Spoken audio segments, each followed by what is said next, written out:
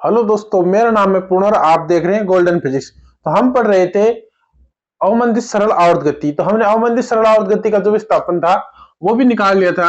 वो आया था x बराबर आया था x नोट बाई 2 e की घात माइनस गामा टी और e की घात डेल्टा टी प्लस e की घात माइनस डेल्टा टी बटे 2 और गामा अपॉन डेल e की घात डेल्टा टी माइनस e की घात माइनस डेल्टा टी बटे 2।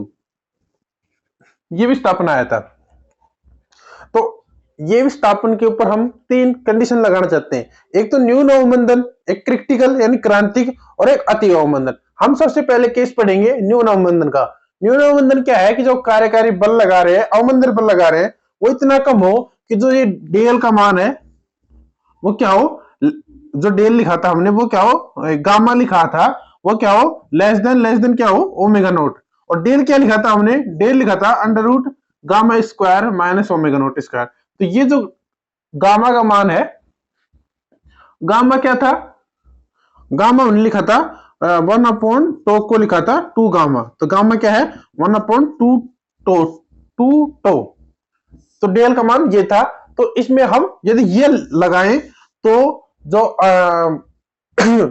विस्थापन है वो किस प्रकार बदलेगा। तो लिखिए न्यून अवमंदन स्थिति में अंडर डैम्प्ड कंडीशन, देखिए जब कार्यकारी बल इतना कम हो कि जब दोलक पर लगने वाला कार्यकारी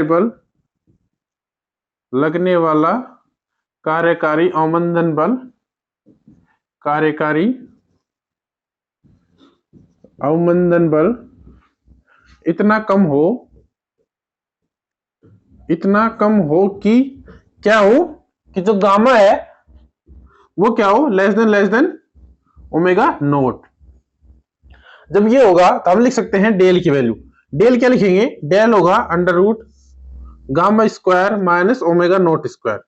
यहां से देखिए गामा की वैल्यू क्या है, कम। तो ये कम है और ये ज्यादा है। जब ये बड़ी वैल्यू है तो इसका मतलब जब इसमें से घटाएंगे तो क्या आएगा, माइनस। माइनस अंडर रूट के अंदर माइनस का मतलब क्या होता है, आयोटा। तो हम इसे लिखेंगे आयोटा अंडर रूट। अब हम लिख सकते हैं इसे omega naught square minus gamma square. अब ये वैल्यू प्लस होगी, देखिए इसमें से माइनस कॉमन ले तो क्या हो जाएगा, omega naught square minus omega square, जो कि हमने ये लिखा। जो रूट कॉमन लिया है इसमें हम ये भी लिख सकते हैं कि जो हमने आयोटा माना है वो है रूट -1। तो जो -1 कॉमन लिया है रूट का, उसे हम क्या मान लिया, आयोटा। इसको मान लेते हैं ओमेगा, और ओमेगा मान लेते हैं under root omega naught square minus gamma square. Omega क्या है, फ्रीक्वेंसी, और ये नेचुरल फ्रीक्वेंसी। तो डेल को लिख सकते हैं हम आयोटा ओमेगा। डेल को क्या लिख सकते हैं, आयोटा ओमेगा। अब ये आयोटा ओमेगा की वैल्यू किस में रखेंगे, हम रखेंगे विस्थापन में। तो देखिए क्या आएगा, x बराबर आ जाएगा, x बराबर आएगा x नोट e की घात माइनस गामा टी बटे 2। फर्स्ट में रखेंगे, ये हो जाएगा e की power iota omega T plus e की power minus iota omega T बटे 2 plus gamma upon del. Del की जगह क्या लिखेंगे, आयोटा ओमेगा। ये हो जाएगा आयोटा ओमेगा, और उसकी जगह लिखेंगे हम e की power iota omega T plus e की पावर माइनस e की पावर माइनस ओमेगा टी बटे 2।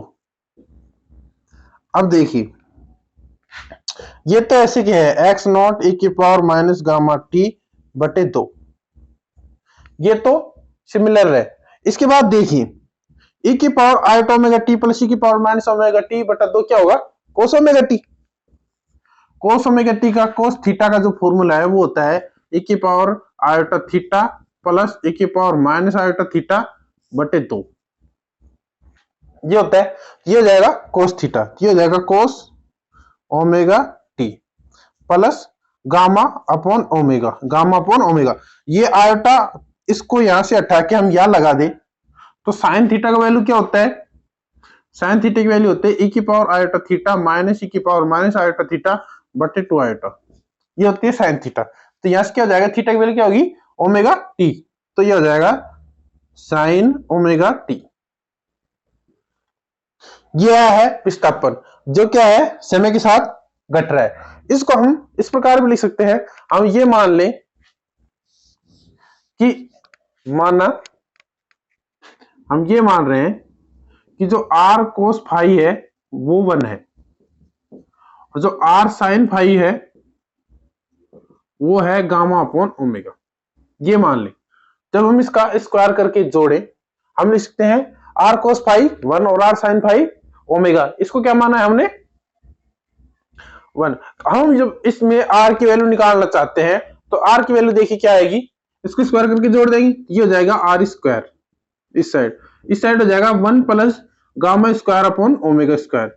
यहां से हम लिख सकते हैं आर की वैल्यू क्या आएगी under root omega square plus gamma square बटे ओमेगा स्क्वायर।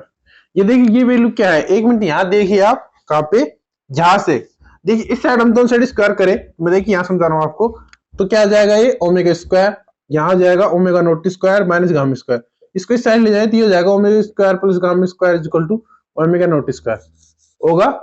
इसका मतलब क्या है ओमेगा स्क्वायर गामा स्क्वायर जी क्या कर सकते हैं हम ओमेगा नॉट स्क्वायर, ये हो जाएगा ओमेगा नॉट स्क्वायर बटा ओमेगा स्क्वायर, इसका मतलब ओमेगा नॉट अपॉन ओमेगा।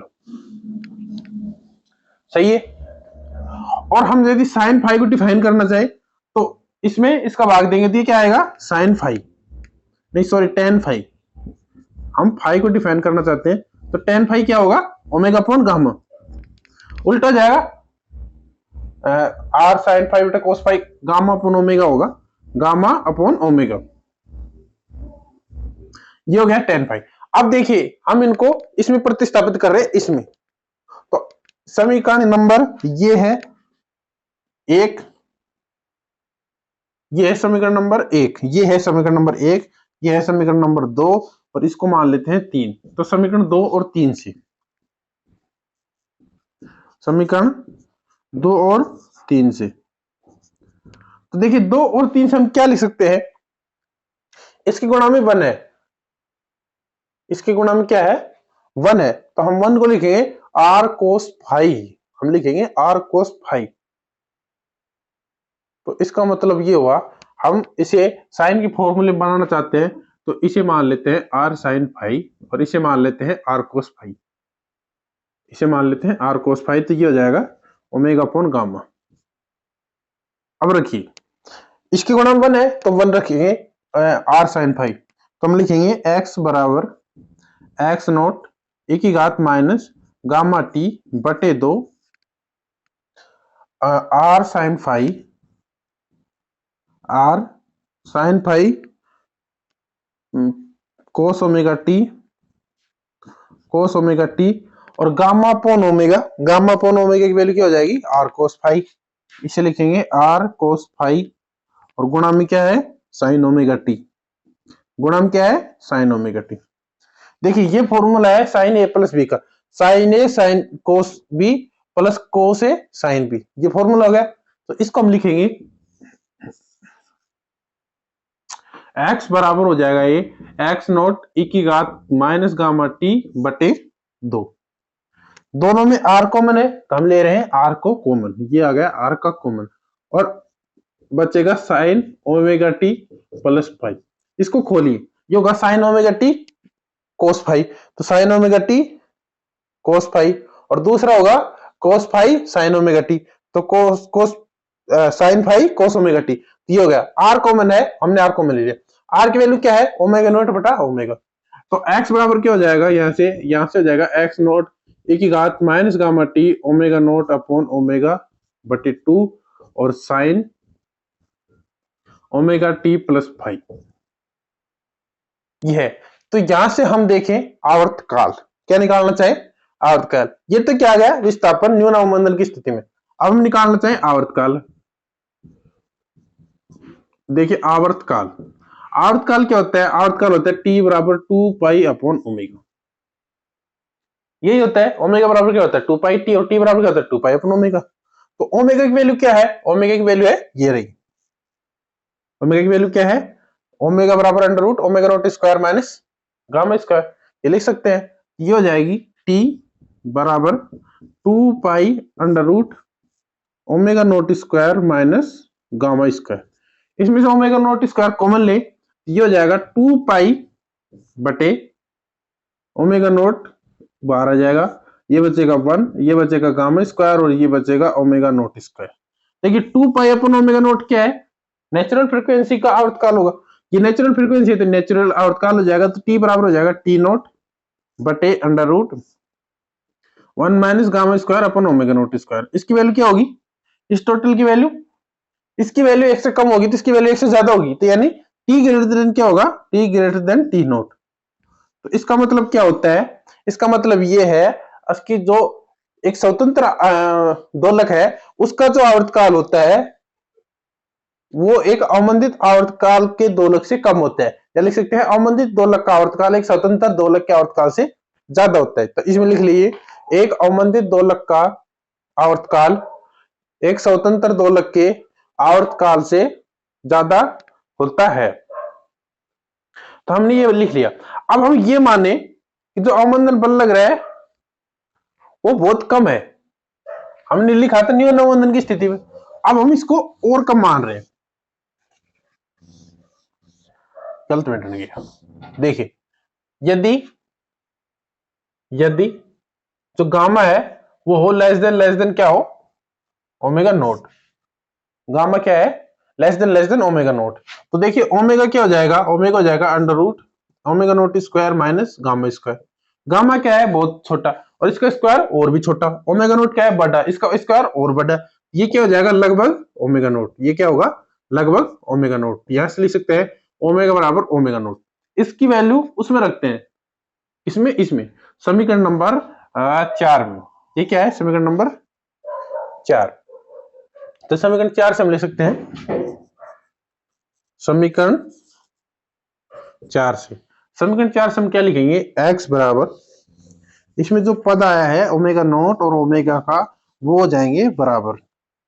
ये हो जाएगा x बराबर x नोट e की घात माइनस गामा टी बटे 2, और ओमेगा नोट और ओमेगा क्या है, बराबर, और इसे लिख सकते हैं sign omega T plus five.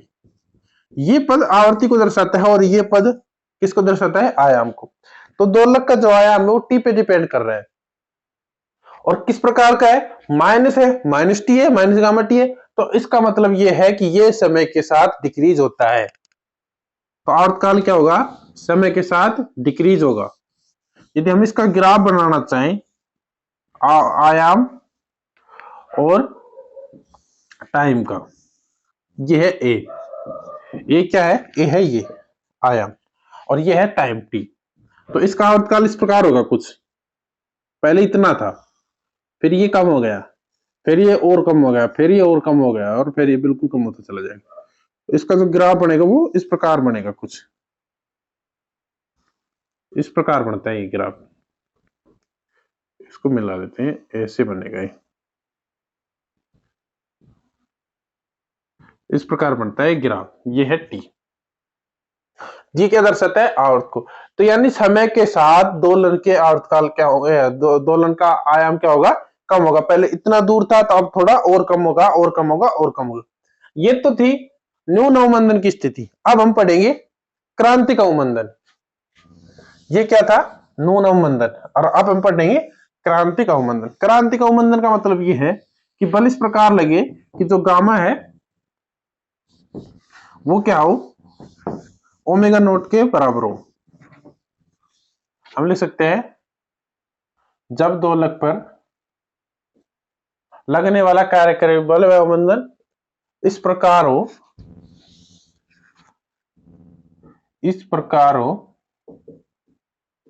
कि क्या हो कि जो गामा है वो किसके बराबर हो जाए, ओमेगा नोट के।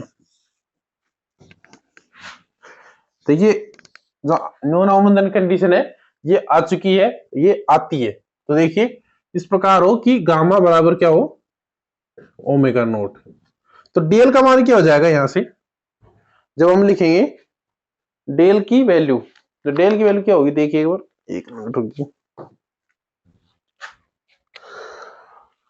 जो डेल है वो होगा under root iota under root gamma square minus omega naught square, यही होगा gamma square minus omega naught square. तो जब ओमेगा और ये दोनों बराबर, इसका मतलब क्या हुआ, 0।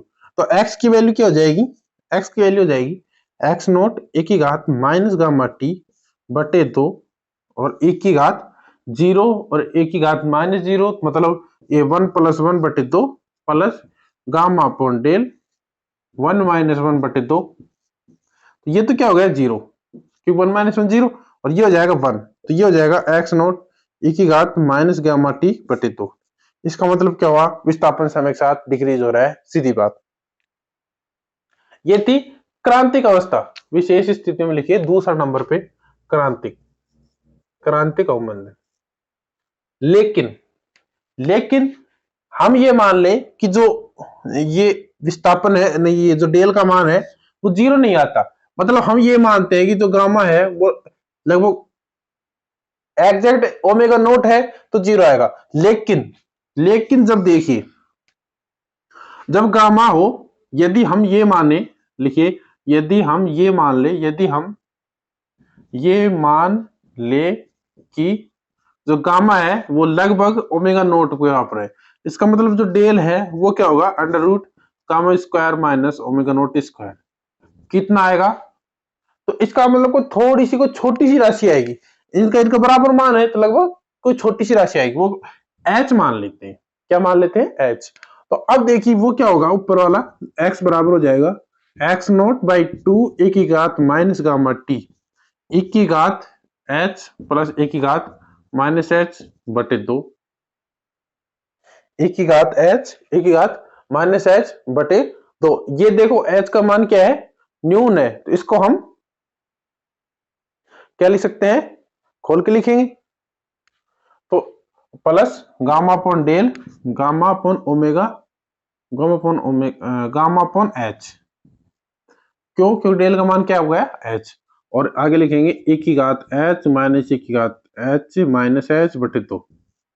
देखिए जब एच का मान बहुत छोटा हो तो हम लिखेंगे ई की घात एच को 1 plus H square by 2 factorial, इस प्रकार होता है। एच बहुत कम है तो हम बड़े पदों को छोड़, स्क्वायर वाले पदों को छोड़ देते हैं, तो सिर्फ ई की घात एच को क्या लिखेंगे, 1 प्लस एच। तो एक्स बराबर क्या हो जाएगा, ये हो जाएगा एक्स नोट ए की घात माइनस गामा टी बटे 2 ए की घात हो गया, इसे लिखेंगे 1 प्लस एच बटे 2। ये हो जाएगा गामा अपॉन एच, ये हो जाएगा 1 प्लस एच, और ये दूसरा क्या होगा, माइनस वाला, एक गड़बड़ हो गई, जब ये माइनस है तो ये माइनस आएगा, एच क्या की माइनस है, तो 1 प्लस एच माइनस 1 और ये माइनस एच प्लस एच बटे 2। तो x बराबर क्या जाएगा, यहां से x बराबर जाएगा एक्स नोट ए की घात माइनस गामा टी बटे 2। देखिए h से h कैंसिल, 2 बटे 2 1, तो ये हो जाएगा 1। और इसमें देखिए 1 से 1 कैंसिल, h और h 2h, h और h 2h होगा,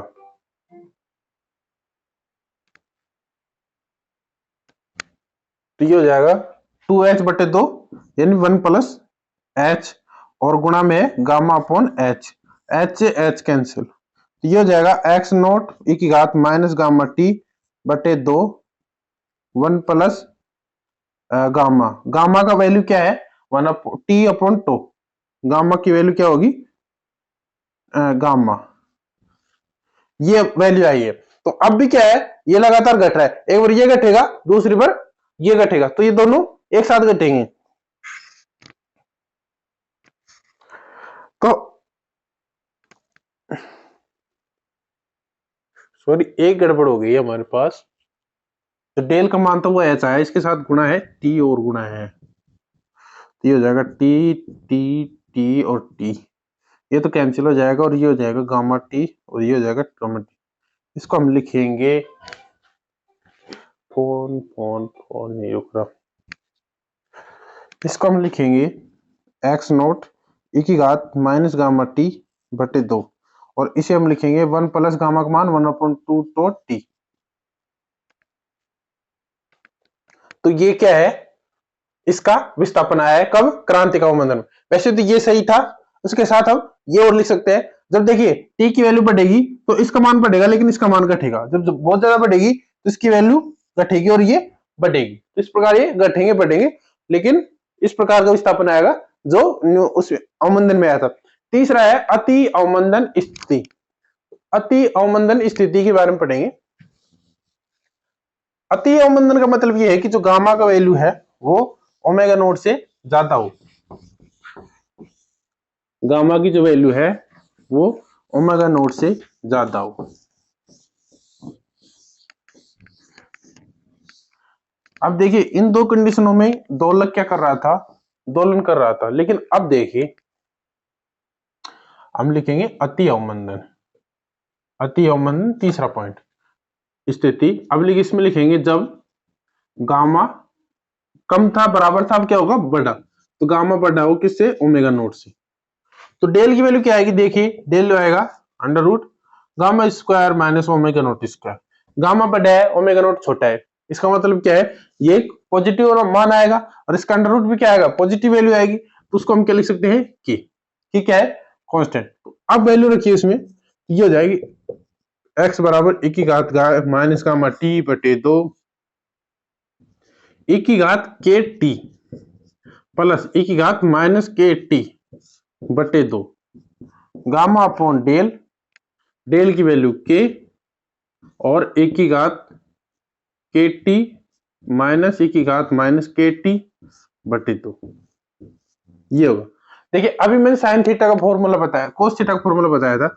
कोस थीटा का फॉर्मूला था e की power iota theta plus e की पावर माइनस आयोटा थीटा बटे 2। इसमें आयोटा था, जब इसमें आयोटा नहीं होता ये हो जाता है फॉर्मूला कोस हाइपरबोलिक थीटा का, वो होता है e की पावर थीटा प्लस e की पावर माइनस थीटा बटे 2।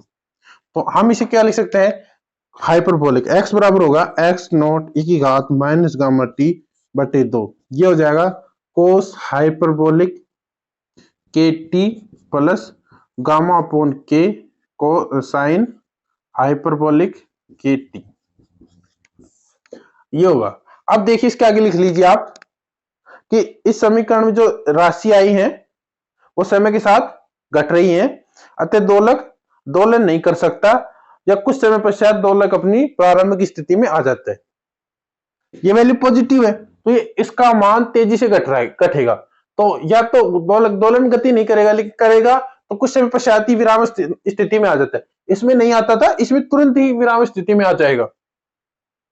तो ये थी इसकी अवमंदन की स्थितियां। इसके आगे पढ़ेंगे हम कल, मिलते हैं कल। Okay bye.